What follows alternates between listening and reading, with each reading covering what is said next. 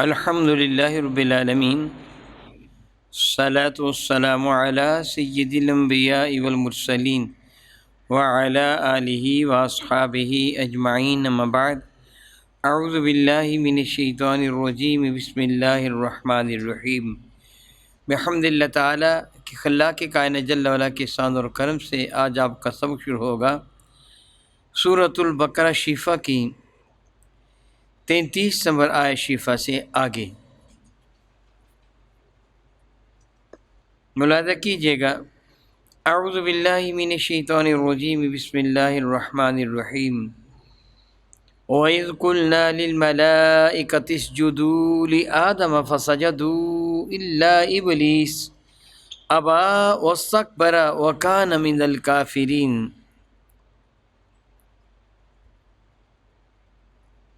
وَإِذْ قُلْنَا لِلْمَلَائِكَةِ اسْجُدُوا، وَإِذْ محبوب مکرم صلی اللہ تعالی علیہ وسلم، اور یاد کیجیے ان لمحات کو، وَإِذْ کہ جب قُلْنَا ہم نے ارشاد فرمایا للملائکۃ فرشتوں سے کہ اسجدوا لآدم تم آدم کو سجدہ کرو، فسجدوا پس انہوں نے سجدہ کر دیا، الا ابلیس سوائے ابلیس کے، ابا اس نے انکار کیا، واستکبر اور اپنی بڑائی ہانکنے لگا، وکان من الکافرین اور وہ کافروں میں سے ہو گیا۔ قبل ازیں آپ پڑھ چکے ہیں کہ رب کائنات جل وعلا نے ساری چیزوں کے نام حضرت آدم علیہ السلام کو سکھا دیے، فرشتے نام نہ بتا سکے، حضرت آدم علیہ السلام نے سارے نام بتا دیے، تو رب ذوالجلال نے ارشاد فرمایا کہ میں تمہیں پہلے بتا چکا ہوں، فرما چکا ہوں کہ میں جانتا ہوں تم نہیں جانتے ہو، الم اقل لکم انی اعلم غیب السماوات والارض واعلم ما تبدون وما کنتم تکتمون، تو کیا میں نے تمہیں نہیں کہہ دیا تھا کہ غیب کا علم میں جانتا ہوں، انسان کو کیوں پیدا کیا گیا ہے، اس کی ذمہ داریاں کیا ہوگی، تم نہیں جانتے ہو، میں نے پہلے بتا دیا تھا۔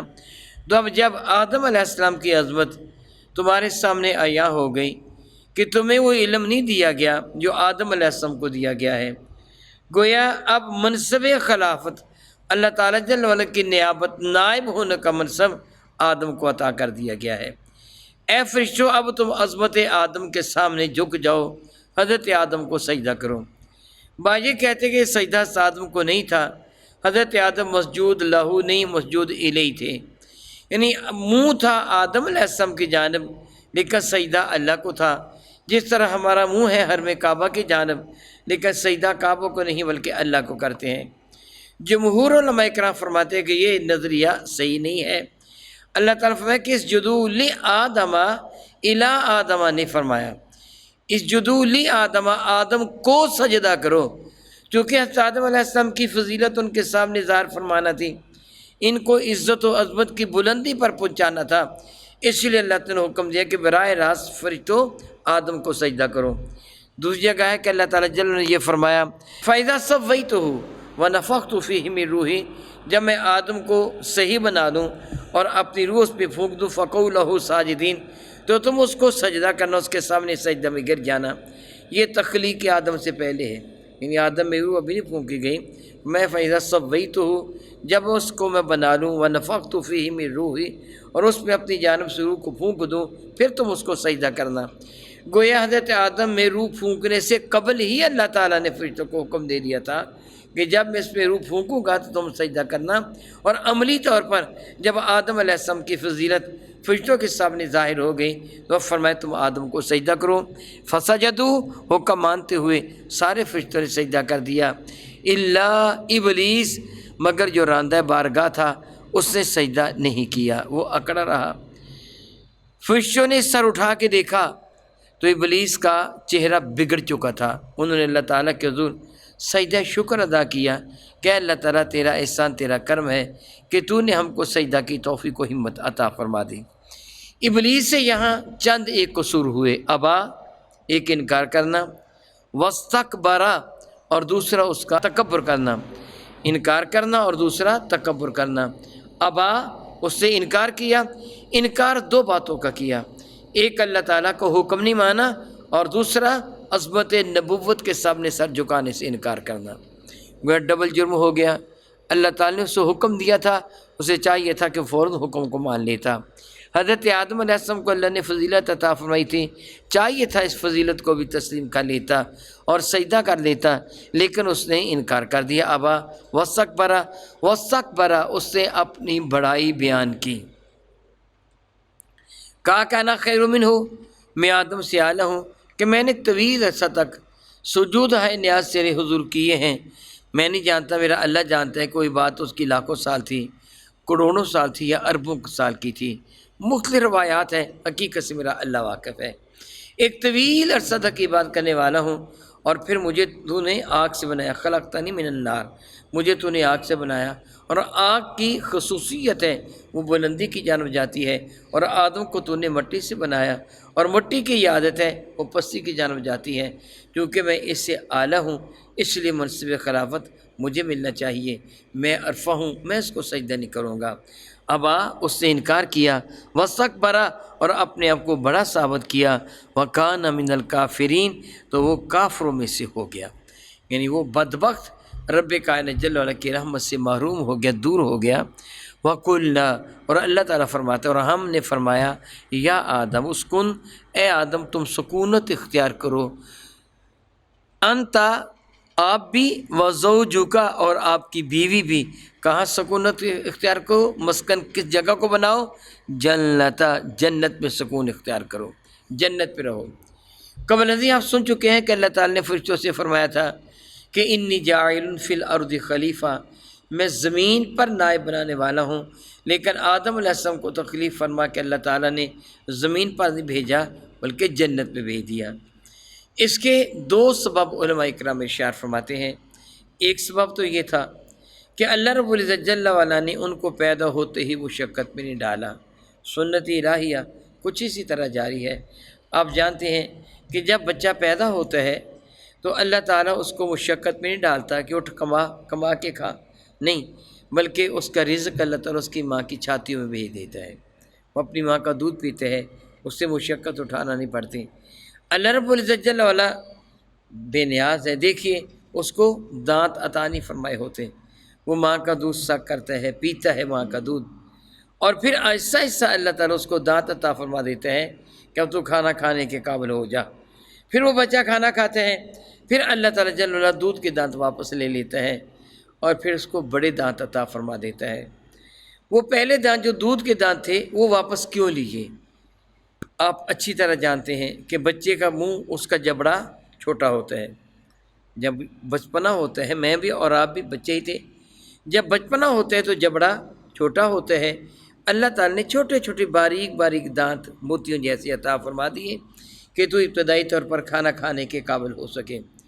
چونکہ اب اس سے بڑا ہونے کے بعد جبڑا بڑا ہو جانا تھا، اس کا چہرہ بڑا ہو جانا تھا، اگر وہی پرانے دانت ہوتے تو یوں الگ الگ، ایک یہاں ایک یہاں ایک یہاں ایک یہاں، باریک باریک دانت ہوتے، اور وہ کاٹنے اور چبانے کا فریضہ پوری طرح سر انجام نہ دے سکتے، اس لیے اللہ تعالیٰ نے وہ چھوٹے جبڑے والے دانت واپس لے لیے، اب بڑے جبڑے والے دانت عطا فرما دیے۔